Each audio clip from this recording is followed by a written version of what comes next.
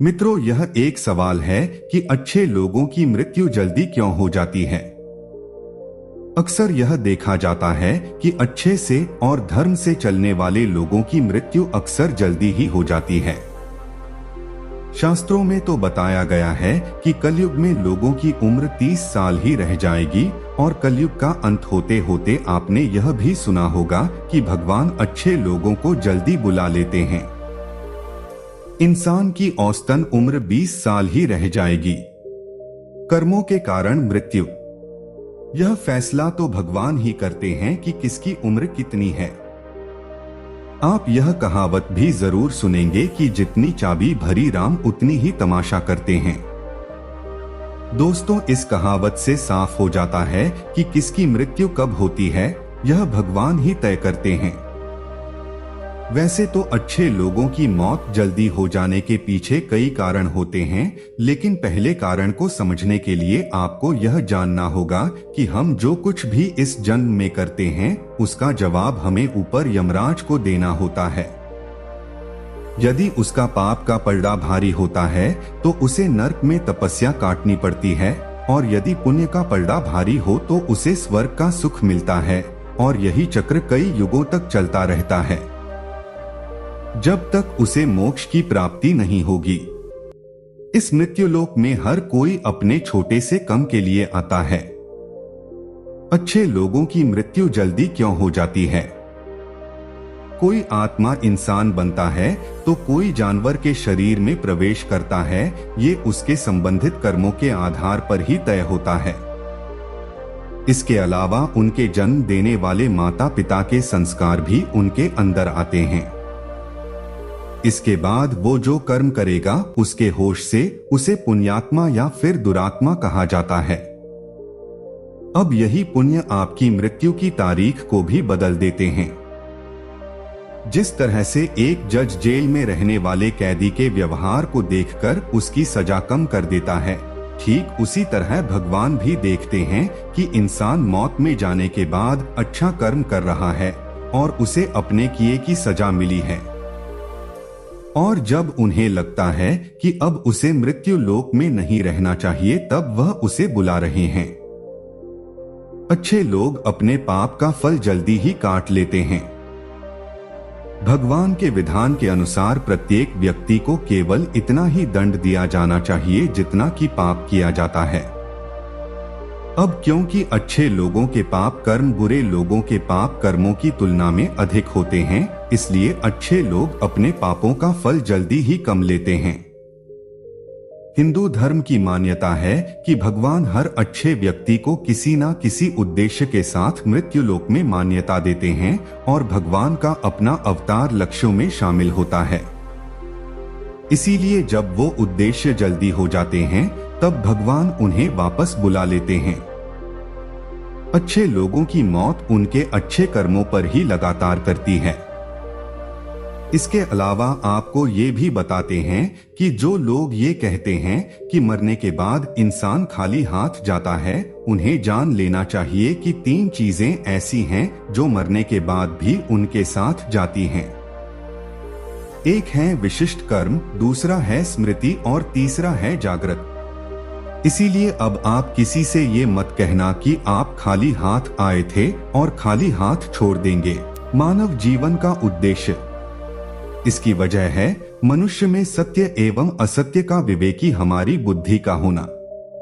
लेकिन इस धरती पर हम दुनियादारी के चक्र में कुछ इस तरह फंस जाते हैं कि हमारी बौद्धिक सीमा में ही सिमटकर रह जाती है। हम सब कुछ अंतर्निहित सुखों को ही मानक सब कुछ मानते हैं। यही गलती हम कर जाते हैं, क्योंकि इसके बावजूद कोई भी व्यक्ति यह दावा नहीं करता कि वह पूरी तरह से सुखी है। सच्चाई यह है कि हमें सामान्य मानव जीवन के उद्देश्य का पर्दाफाश करने के लिए निरंतर प्रयास करते रहना चाहिए। यह सच है कि आपके और आपके परिवार के भरण पोषण की जिम्मेदारी हमारी है और हमें इसे हर हाल में निभाना चाहिए। लेकिन क्या आप यह समझ पाते हैं कि आप कितने दिनों तक या कितने सालों तक इस जगत में बने रहते हैं और आपकी मंजिल बन जाती है? तो इन कार्ड के उत्तर में ज्यादातर लोग यही कहते हैं कि पता नहीं, ऐसे लोग बड़े ही अजीब होते हैं। वो यात्रा तो कर रहे हैं पर यात्रा के संबंध में उन्हें कुछ जानकारी नहीं होती।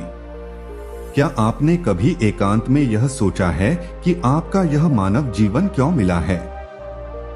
तो दोस्तों, महाभारत में युधिष्ठिर महाराज के एक प्रश्न के उत्तर में भीष्म पितामह ने कहा था कि किसी से बढ़कर कोई भी जीव नहीं है। आपको यह जानकर आश्चर्य होगा कि 84 लाख योनियों के बाद हम मनुष्य जीवन से मिलते हैं और संसार के सभी प्राणियों में मनुष्य ही सबसे श्रेष्ठ है। मित्रों, धर्म कोई सा भी क्यों ना हो, हर किसी में यही बताया गया है कि जिसने इस धरती पर जन्म लिया है उसकी मृत्यु निश्चित है। और अगर बात सनातन धर्म की करें तो इसकी एक मान्यता के अनुसार बच्चे के जन्म की छठी रात ही ब्रह्मा जी उसकी किस्मत लिख देते हैं, जिसमें उसके आने वाले कल जैसे विवाह, पढ़ाई, नौकरी, यहाँ तक कि मृत्यु की तारीख तक शामिल होती है।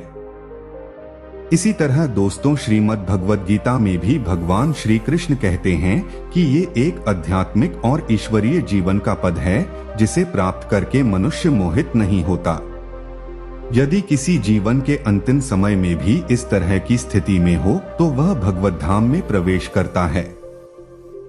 मनुष्य कृष्ण भावनामृत या दिव्य जीवन को एक क्षण में तुरंत प्राप्त कर सकता है और हो सकता है कि उसके लाखों जन्मों के बाद भी यह प्राप्त न हो।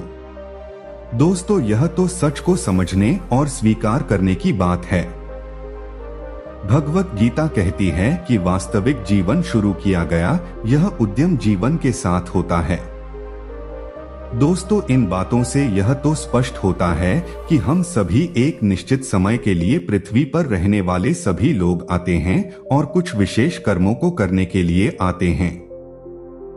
जब हमारे कर्म पूरे हो जाते हैं और इस जीवन के लक्ष्य प्राप्त हो जाते हैं तो प्रभु हमें परलोक में एक सहज स्थान प्रदान करते हैं।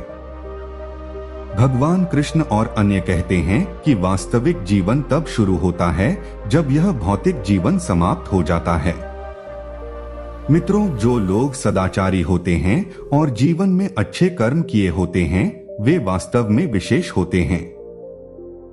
जब उनकी मृत्यु का समय निश्चित हो जाता है तो दोस्तों वे इस दुनिया को छोड़कर आगे की यात्रा जारी रखते हैं। अच्छे लोगों के साथ बुरा क्यों होता है?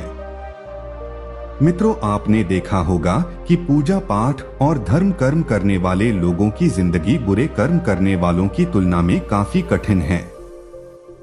आपने यह निश्चित रूप से सोचा होगा, तो आप इसके रहस्य कथनों को खोलेंगे। आपके पुराणों में वर्णित एक कथा असंख्य है जिसके माध्यम से आप समझेंगे कि प्रत्येक प्राणी को उसके कर्म के अनुसार ही फल मिलता है। अगर कोई अच्छा कर्म करता है तो उसे अच्छा फल मिलता है और अगर कोई बुरा कर्म करता है तो उससे दुख मिलता है। श्री कृष्ण ने कहा कि एक गांव में 2 आदमी काम कर रहे थे। उनमें से एक बड़ा ही धार्मिक था और रोज मंदिर जाता था और भगवान की पूजा करता था, लेकिन दूसरा आदमी नास्तिक था और वह भी रोज मंदिर गया था और वहां से उसने जूते, चप्पल और दाल पत्ती से पैसे चुरा लिए थे। एक दिन उस गांव में बहुत जोर की बारिश हो रही थी और उस समय मंदिर में पुजारी के अलावा और कोई नहीं था। नास्तिक वाला मंदिर गया और उसने तुरंत ही सारा धन चुरा लिया और वहां से चला गया। उसी समय आस्तिक वाला आदमी भी मंदिर गया और भगवान की पूजा करने लगा। उसी समय मंदिर के पुजारी ने उसे देख लिया और उसे ही चोर समझ लिया। गांव के बाकी लोग भी आ गए और बचकर निकल गए। रास्ते में वह एक बार टकराया और घायल हो गया। आस्तिक व्यक्ति को वह व्यक्ति मिला जिसने मंदिर में चोरी की थी। करोड़ों कल्प जाने पर भी पाप कर्म का बिना भोगे नाश नहीं होता। कुछ समय बाद दोनों व्यक्तियों की मृत्यु हो गई और वहां आस्तिक व्यक्ति ने यमराज से पूछा कि उसके साथ ऐसा क्यों हुआ। यमराज ने कहा कि जिस दिन तुम पर झूठा आरोप लगाया गया था उस दिन तुम्हारा जीवन समाप्त हो गया था, लेकिन तुम्हारे द्वारा किए गए अच्छे कर्मों के कारण तुम बच गए। यमराज ने कहा कि दूसरी ओर किसी व्यक्ति के भाग्य में एक राजा बनना लिखा था, लेकिन उके से पाप कर्मों के कारण वह एक मामूली चोर बना रहा। मित्रों, दूसरे और शास्त्रों में यह भी बताया गया है कि करो कल्प अनुमान जाने पर भी पाप कर्म का बिना भोगे नाश नहीं होता। इसलिए जो व्यक्ति पाप करता है वह हो सकता है कि आज खुश हो, लेकिन उसे अपने पाप का फल कभी नहीं तो कभी छोटा नहीं मानता। इसी तरह से एक कहानी यह भी है कि एक बहुत ही ज्यादा पापी व्यक्ति एक रास्ते से जा रहा था और वहां बहुत सारा सोना मिल गया, और जब उसी रास्ते से एक अच्छा और धर्मात्मा व्यक्ति जा रहा था जिसे कांटा लग गया और वह जोर से जमीन पर गिर गया। वहां के कुछ लोगों ने सोचा कि यह तो बड़ा गलत हो गया, और फिर वे दोनों आदमियों का चक्कर ले गए एक पंडित को दिखाई दिए। पंडित जी ने बताया कि वह जो पापी व्यक्ति है उसकी नियति में राजा बना था, लेकिन उसके द्वारा पाप के कारण उसे इतना सोना ही केवल मिल पाया है। दूसरी ओर भले ही किसी भी धर्मात्मा के जीवन का आज आखिरी दिन था, लेकिन उसके द्वारा अच्छे कर्म किए गए, क्योंकि उसे केवल एक कांटा ही लगा और वह बच गया। क्या अच्छे कर्म करके बुरे कर्मों के फल से बचा जा सकता है? शास्त्रों में बताया गया है कि व्यक्ति को अपने अच्छे और बुरे कर्मों के फल अवश्य ही पड़ने वाले होते हैं। अच्छा कर्म करने से अच्छा फल मिलता है और बुरा कर्म करने से बुरा फल मिलता है। हमें अच्छे और बुरे दोनों कर्मों के फल भोगने वाले हैं। भगवत गीता में भगवान श्री कृष्ण कहते हैं कि कर्म की गति आसान नहीं है। इसका मतलब यह है कि यह फाइल बड़ी मुश्किल है कि हम में से कौन जन्म से कर्म करेगा और कौन जन्म में हमें उसका फल मिलेगा। हो सकता है जिस पाप के कारण आज आपके साथ बहुत बुरा हुआ कि आपने हजारों जन्म पहले किए हो। इसके अलावा हो सकता है कि आपने कोई पाप अनजाने में किया हो जिसके बारे में आपको कुछ पता ही न हो। क्या धोखे से सबसे नए पाप कर्म का फल मिलता है? कर्म का सिद्धांत अचूक है। यदि आप कोई गलत कर्म करते हैं तो आपको उसका फल अवश्य मिलता है, चाहे आप उसे जानबूझकर या अनजाने में। शास्त्रों में एक बहुत ही अच्छा उदाहरण देखने को मिलता है, जो यह है कि अगर आप अनजाने में छुए तब भी आपका हाथ तो जलेगा ही। शास्त्रों में ऐसी कई कहानियां इसी तरह से होती हैं कि अनजाने में पाप का फल भी लोगों को मिल जाता है। एक कहानी है पांडवों के पिता महाराज पांडु की, जिन्होंने एक हिरण को तीर मार दिया। वे उस समय नहीं जानते थे कि एक ऋषि ने हिरण का रूप धारण किया था और ऋषि ने उन्हें श्राप दिया था, जिसके कारण आगे चलकर उनकी मृत्यु हो गई। सहस्त्रों के अनुसार क्षत्रिय राजाओं को शिकार करने की छूट है और हिरण को गिराना कोई पाप नहीं था, लेकिन पांडु यह नहीं जानते थे कि हिरण के रूप में वे एक ऋषि हैं, जिनके कारण वे इतने भयंकर श्राप मिले कि उनकी मृत्यु हो गई। पाप से बचने का उपाय क्या है? वैसे तो भगवान श्रीमद् भगवद गीता में कथन है कि कर्म और उसके सावन को समझ पाना बहुत ही कठिन है और किसी व्यक्ति को उसके कर्मों के फल अवश्य मिलते हैं। यदि कोई पाप कर्म करता है तो उसका फल अवश्य भोगना पड़ता है, लेकिन भगवान श्री कृष्ण श्रीमद् भगवद गीता के अध्याय 18 में कहते हैं कि सभी धर्मों को छोड़कर मेरी शरण में आ जाओ और मैं जाकर उसे सारे पापों से मुक्त कर दो। हमारी जिंदगी में बहुत से लोग आते हैं, उनमें से कुछ अच्छे होते हैं और कुछ बुरे होते हैं। दोस्तों, जो लोग अच्छे होते हैं उनके कर्म भी अच्छे होते हैं। उनकी बातों की वजह से हम उन लोगों को याद करते हैं और बुरे लोगों को हम भूल जाना पसंद करते हैं। लेकिन मैंने अपनी जिंदगी में बहुत से अच्छे लोगों को परेशान होते देखा है। इसके विपरीत बुरे लोग खुश रहते हैं और उनकी अपनी बुराइयां पर कोई प्रतिबंध नहीं होता है।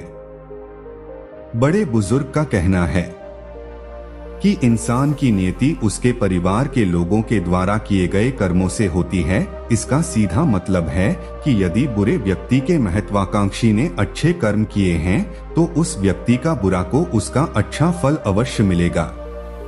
इसलिए उस बुरे व्यक्ति के साथ वर्तमान में सब कुछ अच्छा होता है और हम मानते हैं कि वह कितना बुरा है और उसके सब अच्छे और ठीक ठाक होते हैं।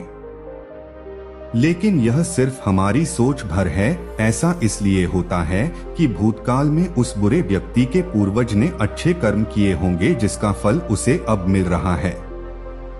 विपरीत आपने यह ज्यादातर देखा होगा, जो लोग अच्छे कर्म करने वाले हैं वे हमेशा परेशान रहते हैं और उनके साथ कुछ ना कुछ बुरा होता रहता है।